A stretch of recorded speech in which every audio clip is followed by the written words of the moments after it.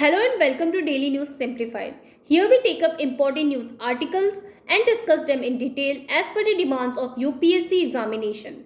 Topics for today's discussion are displayed on your screen. Let's begin the discussion. The first topic, which is the no trust motion, appeared on 27th of the Indian Express.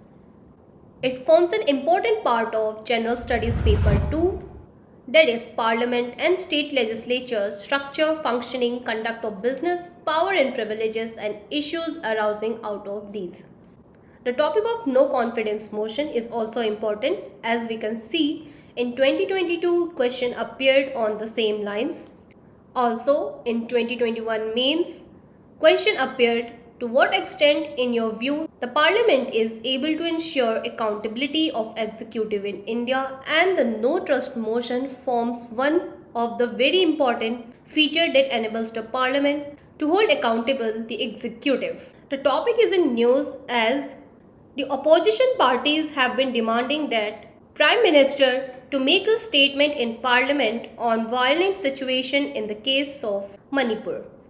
After several days of protest and washouts, the opposition gave two separate notices to move motions of no confidence against the government to force the government for debate on the same issue. The Constitution has specified that the Prime Minister is the head of Council of Ministers. Therefore, the PM has to respond to debate and discussion whenever MPs discuss a no confidence motion in Lok Sabha. Now, the opposition parties' move requires the Prime Minister to reply to the charges they bring during the discussion. The opposition has also criticized the fact that Prime Minister chose to speak on Manipur outside Parliament rather than in the House. Let us now move to discuss what is no trust motion. As we know, in a parliamentary democracy, a government can be in power only if it commands a majority in Lok Sabha, which is a directly elected house. The party in power can retain the strength through a floor test, which is used to determine whether the executive has the confidence of the legislature. For this, we have Article 75 in our Constitution. The provision in Article 75(3), it is specified that the Council of Ministers is collectively responsible to the Lok Sabha. For testing this collective responsibility, the rules of Lok Sabha provide a particular mechanism for a motion of no confidence. Now, let us look at the procedures for the no confidence motion.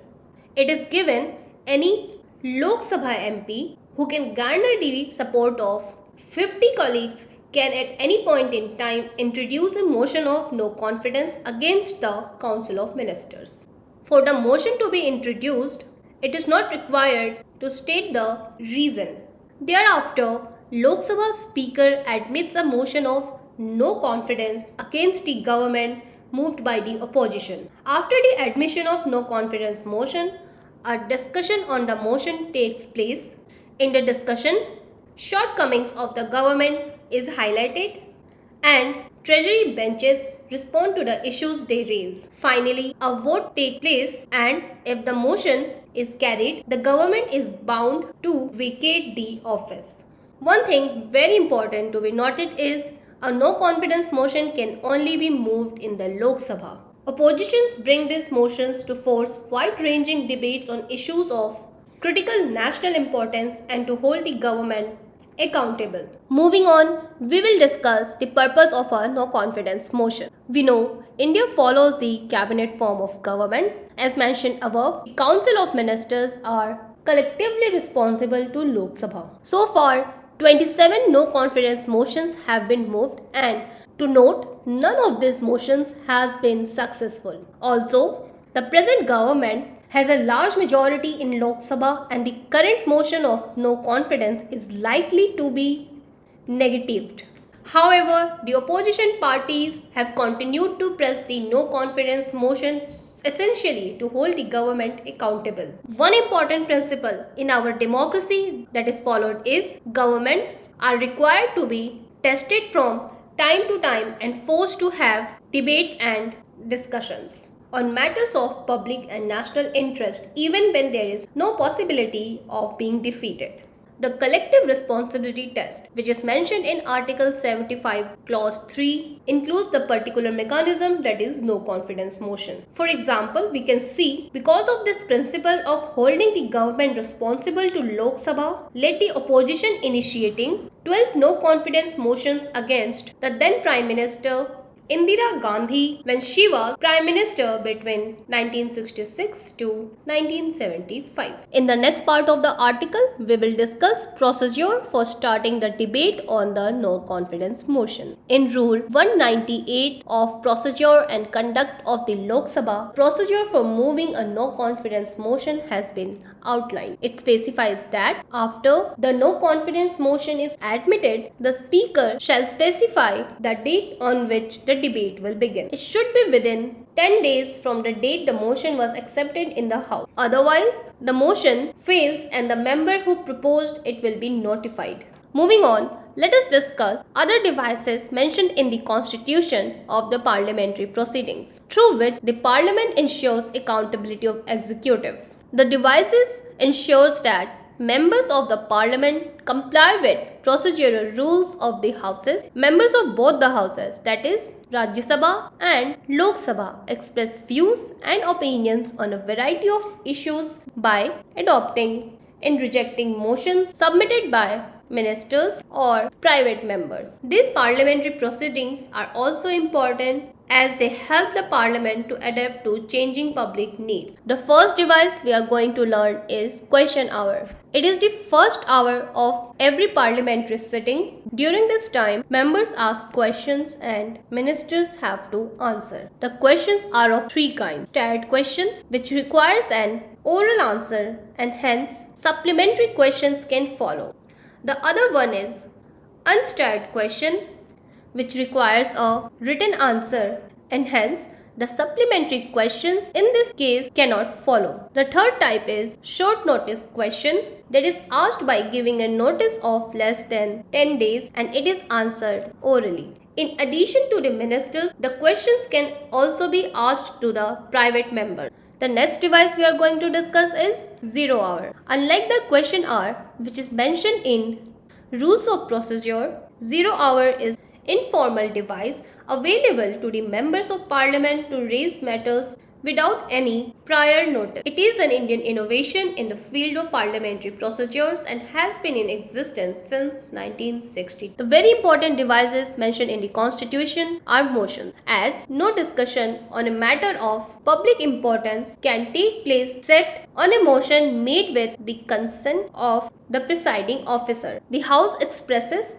its decisions or opinions on various issues through the adoption or rejection of motions moved by either ministers or private members. The motions fall into the three principal categories. Substantive motion. It is an independent proposal dealing with a very important matter like impeachment of president or removal of Chief Election Commissioner. The second important motion is substitute motion. This motion is moved in substitution of an original motion and proposes an alternative to it. If adopted by the House, supersedes the original motion. The third one is subsidiary motion. Cannot state the decision without reference to original motion or proceedings of the House. It is further divided into ancillary motion, which is used for regular way of proceedings with various kinds of business. Superseding motion, it is moved in the course of debate on another issue and seeks to supersede that issue, and an amendment seeks to modify or substitute only a part of the original motion. Coming to privilege motion, it is concerned with breach of parliamentary privileges by a minister. It is moved by a member when a minister has committed a breach of the House or one or more of its members by withholding facts or giving wrong or distorted facts. Its purpose is to censure the concerned minister. The next very important device is the adjournment motion. It is introduced in the parliament to draw attention of the House to a matter of definite urgent public importance.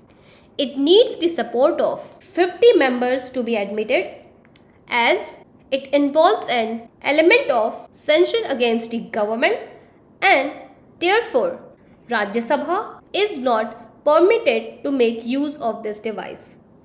One important point is The discussion on an adjournment motion shall last for not less than 2 hours and 30 minutes. As given, the right to move a motion for an adjournment of the business of House is subject to the following restrictions.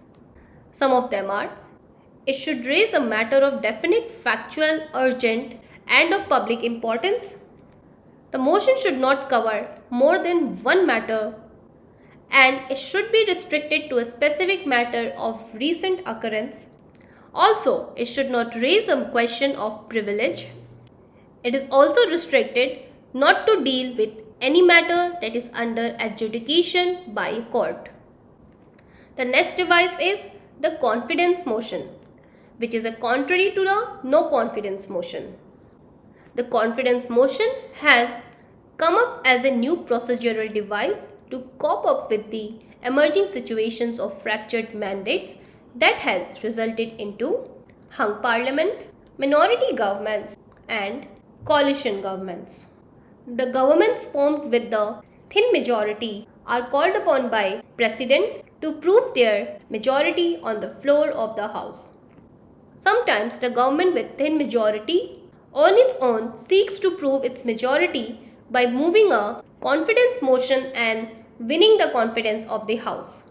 And if the confidence motion is negatived, it results in the fall of the government. To understand the censure motion, we can compare it with the no confidence motion. As in the case of censure motion, it should explain why it was adopted in the Lok Sabha. And we have discussed above, in the case of no confidence motion, it is not required to specify the grounds for its passage in the Lok Sabha. In the case of censure motion, it can be filed against a single minister, a group of ministers, or the full council of ministers, as we have seen in the case of privilege motion. It can be moved against a single minister. However, in the no confidence motion, it has to be filed against the entire council of ministers. The censure motion is moved against the ministers for specific policies or actions. In the no confidence motion, we have seen it is moved for ascertaining the confidence of Lok Sabha in the Council of Ministers. Also, with the passage of the censure motion, it doesn't mean the Council of Ministers have to mandatorily resign. But in the case of no confidence motion, if it is passed, the Council of Ministers have to resign and the government falls. Now let us discuss what is motion of thanks. The first session after every general election and the first session of every fiscal year is addressed by the President. This address of the President is discussed in both houses of the Parliament, that is Rajya Sabha and Lok Sabha. At the end of the discussion, the motion is put to vote. Now here comes the important point, that is the motion must be passed in the House, otherwise it amounts to the defeat of the government. The inaugural speech of the President is an occasion available to the members of Parliament to raise discussions and debates, to examine and criticize the government and administration for its lapses and failures. In the end, let us see what are resolutions. The resolutions are moved by members to draw the attention of House or the government to matters of general public interest. The discussion on a resolution is strictly within the scope of the resolution. The member who has moved a resolution or amendment cannot withdraw the same except by the leave of the House. By the leave of the House, we mean the consent of the House. Again, resolutions are also divided into three categories. The first one is private member's resolution. It is one that is moved by a private member. It is discussed only on alternate Fridays. The second one is the government resolution. It is moved by a minister and it can be taken up any day from Monday to Thursday. The third one is statutory resolution. It can be moved either by a private member or a minister. It is called as a statutory resolution because it is tabled in pursuance of a provision in the Constitution or an Act of Parliament. We will also see the differences between the resolution and the motion. The resolutions are different from motions in the following respects. Motion can be debated and discussed before a vote takes place. Resolution typically is voted on without any further discussion or debate. It requires a second or approval by a majority of members in order to be passed. The resolution requires approval by a majority or supermajority of members in order to be passed. It can be amended or withdrawn before a vote takes place. It is not the case with the resolution, as it is typically final and binding once passed and cannot be changed or withdrawn. The examples of resolutions include resolution to approve a new policy, and the examples of motion includes motion to increase budget. Also, all resolutions come in the category of substantive motion, that is to say, every resolution is a particular type of motion. However, all motions need not necessarily be substantive motion. Furthermore, all motions are not necessarily put to vote. However, all the resolutions are required to be voted upon. With this, we will conclude our discussion on this topic. The second article of the day is based on the topic porous border and illegal migration in the northeast India. Illegal migration of Kuki-Chin tribe from Myanmar to India is one of the key issues in the ongoing conflict between Meiteis versus Kukis in Manipur. Within the context of the ongoing conflict, questions have been raised on the free movement regime that facilitates migration across the India-Myanmar border. Now, the topic is very important from the GS Paper 3 perspective, as it forms part of security challenges, their management in border areas, linkages of organized crime with terrorism. You can also see in Prelims PYQ 2016, question appeared on communities with relation to affairs of the countries. Also in 2014, question appeared on the security issue. The question says how illegal transborder migration does pose a threat to India's security.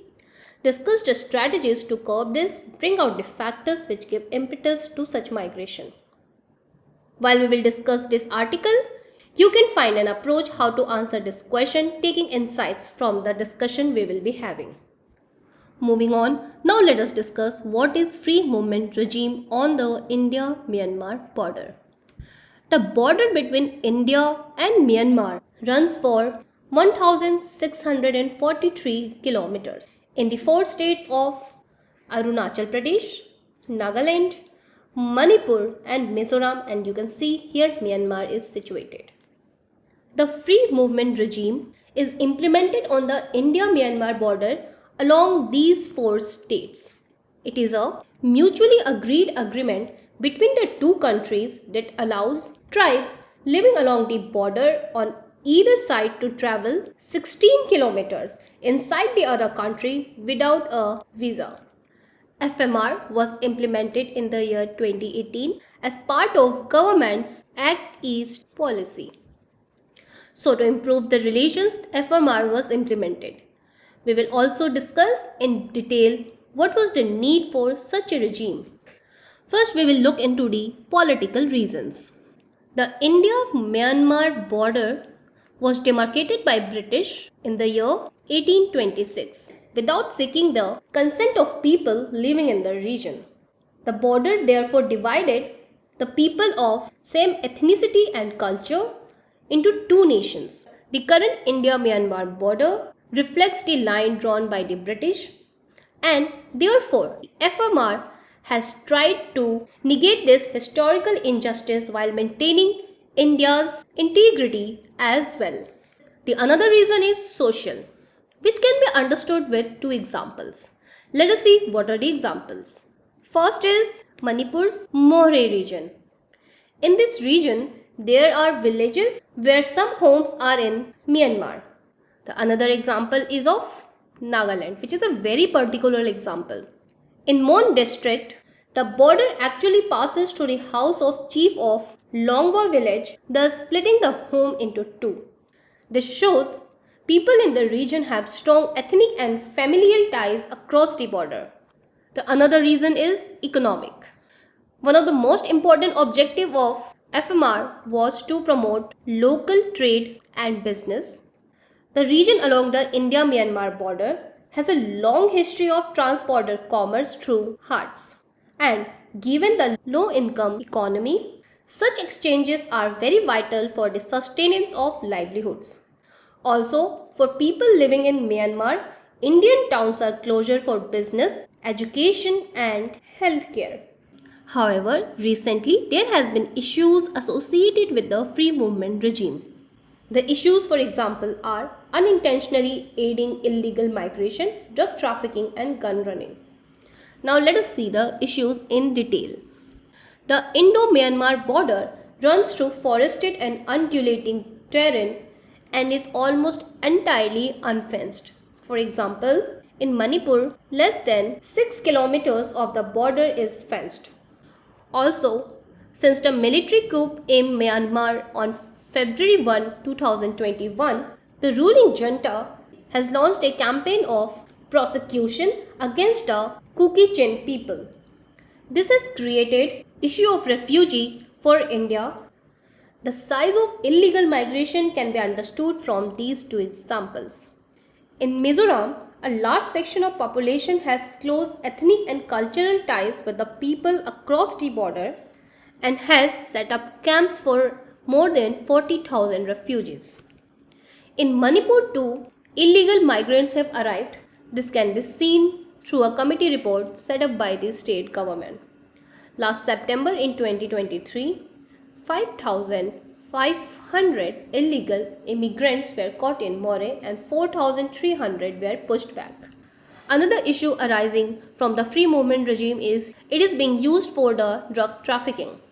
Several insurgent groups such as the United Nations Liberation Front, People Liberation Army, National Socialist Council of Nagaland and small groups of Kukis and Zomis have built camps in Myanmar. They have taken shelter in Myanmar and obtained arms and engage in the illegal activities such as drug smuggling and selling weapons to raise funds. These activities are trickling down across the border to India because of the porous borders and frequent misuse of FMR. For example, data from the Manipur Chief Minister's Office show that 500 cases were registered and 625 individuals were arrested under the Narcotic Drugs and Psychotropic Substances Act in Manipur in the year 2022. This issue highlights the size of drug trafficking that is prevalent in the state of Manipur. Another very critical issue arising from FMR is the gun running. As mentioned above, several insurgent groups have taken safe haven in Myanmar's territory, and they further utilize the proceeds from drug trade to purchase the weapons. Now these weapons are then smuggled into Indian territory using FMR, hence creating a very volatile situation for national security. Further, because of the complex terrain and lack of transportation infrastructure in the region, it makes it difficult for security forces to deal with these insurgent groups. Taking advantage of the insurgent groups, the external, non-state actors utilize these insurgent groups to create disturbances in the country. All these factors are aggravating the fragile ethnic balance in the region, further leading to rampant divisions that exist among the various ethnic groups which are now being politicized, thus creating a conflict. This is what is happening in the recent Manipur conflict. Moving forward to discuss some of the way forward or the steps that can be taken to deal with the issues. The FMR regime has been reviewed from time to time and most experts have agreed that it needs better regulation. After the crisis in Myanmar, the influx of the refugees have increased, and therefore India suspended the FMR in 2022 September. However, given the interest of local population, neither the complete removal of FMR nor full fencing of border may be desirable. Therefore, some of the measures suggested are diplomatic efforts through the bilateral talks between India and Myanmar to get Myanmar to cooperate on the illegal migration issue. Better border management can be approached through fencing, construction of border roads, and proper management of borders, such as proactive patrolling of the India-Myanmar international borders. Through the unique identification number scheme, the compilation of data is likely to reduce the comfort level of fresh illegal migrants. Also, use of the regional forums like BIMSTEC can be used to discuss issues like illegal migration from neighboring countries. With this, we will be ending the discussion of second article. The last article of today's session is based on the topic Revamped Distribution Sector Scheme. The news appeared on 27th in the Indian Express. It becomes an important part of the syllabus General Studies Paper 3, which includes industrial policy, infrastructure and energy. Also, in Prelims 2016, question appeared on similar lines. It says, which one of the following is the purpose of Uday? The following are the options given. You can comment your answer in the comment section. The Kerala government is facing trouble over the centre's revamped distribution sector scheme, which envisages prepaid smart electricity meters in households and revamping the power distribution network in the country. The scheme was introduced in light of several issues that the electricity distribution sector faces in the country. Let us first look at the problems faced by DISCOM sector in India. The first one is high legacy debt. The DISCOMs in India have not been able to clear their past debts to generators. The report on utility workings, for example, shows that due to the generators were Rs 2,27,000 crore, which is a very huge amount. Another important issue faced by the DISCOMs are high AT&C loss. India's average AT&C losses are at around 21.4% compared to countries like UK and US, where they are 6 to 7%. The AT&C loss is aggregate technical and commercial loss. The technical loss is due to flow of power in transmission and distribution system, and commercial losses due to theft of electricity, deficiencies in metering, etc. Another issue faced by the DISCOMs is billing. As they are not able to bill all the customers efficiently and they rely more on the estimated and provisional billing rather than the more efficient way, that is the regular meter reading. Also, power in the country is being siphoned off in many areas by consumers illegally. Another issue is related to tariff, as expenditure incurred by the DISCOMs far outweigh their revenues. Also, higher tariffs for the commercial use at the cost of low tariff for the residential customer, which is known as the distorted cross subsidies. And there are absence of the tariff hikes in certain regions like political compulsion, for example during elections. The state monopoly is also decreasing the choices available for the customers. It creates impediments in the commercial makeover of DISCOMs. The delays in subsidy and other payment disbursals by state government have stretched the short-term working capital of DISCOMs. Also, due to delays in subsidy and other payment disbursals by state government, the short-term working capital required for DISCOMs have been stretched. The cross-subsidy flow was highly reduced during the pandemic period, which has again created issue for the DISCOM sector in the country. The reforms-based and results-linked revamped distribution sector scheme will provide conditional financial assistance to DISCOMs for strengthening of supply infrastructure. It will also improve the operational efficiencies and financial sustainability of all DISCOMs power departments excluding the private sector. That is, it is not available for the private sector DISCOMs. Talking about the eligibility under the scheme, the discoms have to score a minimum of 60% and clear a minimum bar in respect of certain performance parameters like aggregate technical and commercial loss, gap between average cost of supply and average revenue realized, hours of the supply, infrastructure upgraded performance, and corporate governance. The nodal agency for implementation of the scheme is the Rural Electrification Corporation Limited and Power Finance Corporation. The scheme provides for prepaid smart metering grant of Rs 900 or 15%, whichever is lower, of the cost per consumer meter worked out for the whole project, and it is 22.5% for the special category states. For works other than the smart metering, maximum financial assistance given to discoms will be 60% and 90% for the special category states. A provision for an additional special incentive of 50% of the aforementioned grants if they install the targeted number of smart meters by December 2023. Now let us see the components of the scheme. The first component is consumer meters and the system meters. Except the agricultural consumers, the prepaid smart meters for all the consumers are provided. Also, it prioritizes the urban areas, union territories, the en route cities, government offices, high loss areas for prepaid smart metering.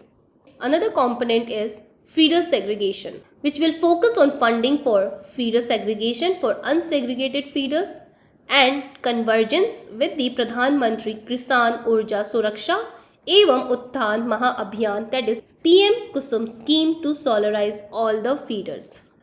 It also focuses to modernize the distribution system in urban areas through supervisory control and data acquisition in all urban areas and distribution management system in 100 urban centers.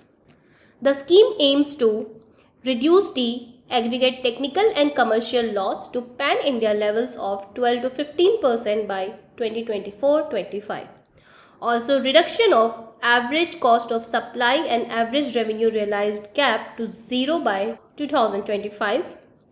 It also seeks to improve the quality, reliability, affordability of power supply to consumers through a financially sustainable and operationally efficient distribution center. It also aims to modernize the institutional capabilities of discoms. If we look at the benefits under the scheme, for discoms, it has enabled energy accounting, leading to better planning for the loss reduction. Also, the artificial intelligence provision that is mentioned in the scheme will enable the discoms to take informed decision on loss reduction, demand forecasting, renewable energy integration, and for other predictive analysis. For consumer, the benefits are: it strengthens the discoms to provide better service. 25 crore consumers will be covered under the prepaid smart metering. Also, solarization of feeders will lead to cheap free daytime for irrigation and additional income for the farmers. The scheme also allows consumer to monitor their electricity consumption on a routine basis so as to effectively decrease the monthly bill. Overall, the scheme will improve the discoms' revenue recovery through performance-linked incentives for discoms and effective monitoring systems. It will introduce incentives for online and timely bill payments and investing in bill collection, infrastructure, and community engagement to address the non-payment. Here we will conclude the last article of the day.